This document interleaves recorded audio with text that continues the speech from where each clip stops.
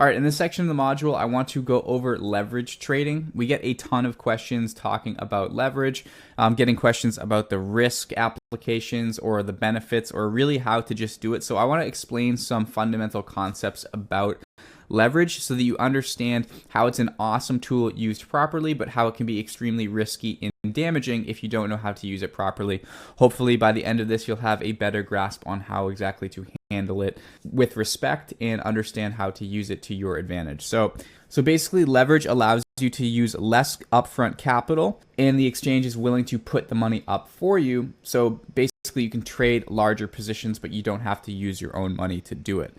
So the benefits of using leverage, we can trade more with less money. Okay, we can also trade more expensive vehicles without needing the total money required to facilitate the trade. So for example, if I wanted to buy one Bitcoin, or let's say I was trading Bitcoin, and in order to have my position size be what I wanted to risk, the total position size would be like half a Bitcoin. That means I need like $15,000 to $20,000 worth of equity to facilitate that trade. So if I only have a couple $1,000s, that's not going to be possible unless we're using some sort of margin or some sort of leverage trade. So that's sort of the reason why we use margin. It just allows us, or leverage, it allows us to take more positions and have larger positions with less upfront capital. Okay, so here's an example of using no margin, and then here's an example of us using margin to show why it's a useful tool and how we're supposed to use it properly.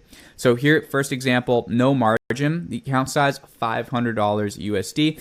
In order to take this SKL USDT trade, the stop loss from the entry, or the distance between the entry and the stop loss, is 6 cents. So in order to take $100 risk, meaning that if it hits our stop loss, we lose $100 on this trade, we would need to have 1,400 units or coins of this cryptocurrency, which would cost us $840. Obviously, because we have a $500 account, we can't facilitate this trade and risk $100 because we don't have enough money in the account to even make it happen.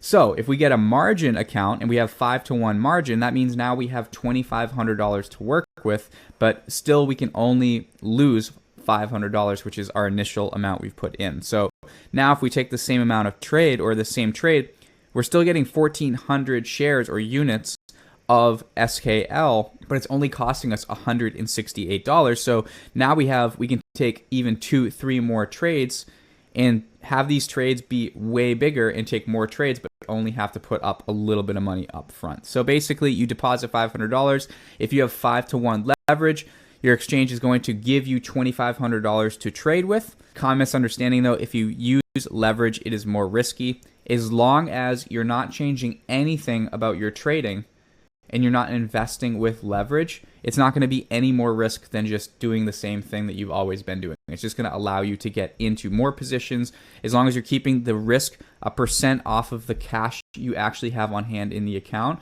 or you have a fixed dollar amount risk per trade. Leverage is not going to change anything. However, I want to go over liquidation price because this is something you're probably going to run in when you're using margin, especially on KuCoin. They show you the liquidation price. I'm going to explain exactly how that works right now, just so you have a concept understanding, and so sort of why you understand why to not invest with margin. If you're using a slight amount of leverage on your investing, that's totally fine, but just be ready to get liquidated and lose your entire position if it goes to that point. So I'm going to explain it right now. So imagine right here, this is a Bitcoin USD chart. We have no margin in this account. Let's say we buy one coin right here at $5,000 per coin, right?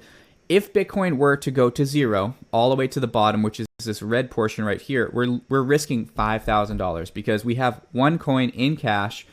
It's our money. We have $5,000. If it goes to zero, that's our money to lose. Okay, so we can risk basically the entire amount, and that's going to be our risk. If we're doing this with margin, though, let's say we buy 5 coins with margin. So we have 5-to-1 leverage on that, meaning we have $25,000 in the account. We buy 5 Bitcoin at $5,000, which would be $25,000. Since we only put in $5,000 of our own money, our liquidation price is going to be now at $4,000, because if we lose $1,000 times the 5 coins we have, the exchange is only going to allow us to go to the point where we're losing the money we put in. And as soon as that balance goes to a certain threshold or zero, they're going to cut the trade. So that's going to be your liquidation price.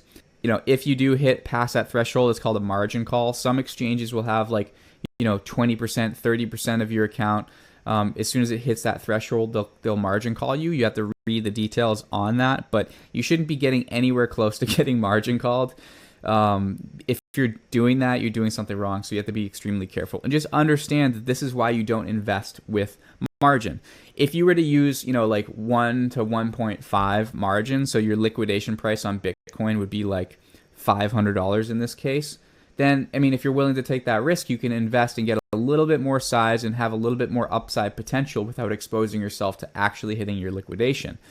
But if your liquidation price is within a realistic level that the prices could hit, not only will you get out and lose your entire money, but even when it turns around and continues going back up, you're not even going to be in the trade. So that's where the risk sort of comes in, and that's where it's not all the time a good idea to be using margin to invest. Obviously, a little bit helps here and there, but you have to know how to use it first. You have to master it first and be comfortable understanding the concepts of it. But as far as trading is concerned, that's how you basically want to use leverage. Take a look at the liquidation price and make sure that you're not doing anything stupid or making fat finger mistakes by just typing stuff in wrong. But you should basically never be, risking more just because you have margin or leverage to work with. So like I said, don't invest with margin. Always base off of dollar amount risk per trade of the cash you actually have in a balance on the account, regardless of your leverage. If you have $500 and you want to risk, or a $500 account and you want to risk $25 per trade, even if you had 1,000,000 to 1 leverage, that doesn't mean that should change. It doesn't mean that all of a sudden that you're going to risk, $300 per trade, because your account cash value is still only $500. Basically, that's how I sort of tried to explain leverage. I think I did a pretty decent job at that. So obviously, if you have questions about it, ask in the Discord community, and we'll be happy to help you. But I think that should probably help out understanding it for those of you that maybe weren't so clear about how leverage works. It's sort of hard to get a straight answer online about leverage, so this was my little presentation. But anyways, that is how you use leverage and understand margin.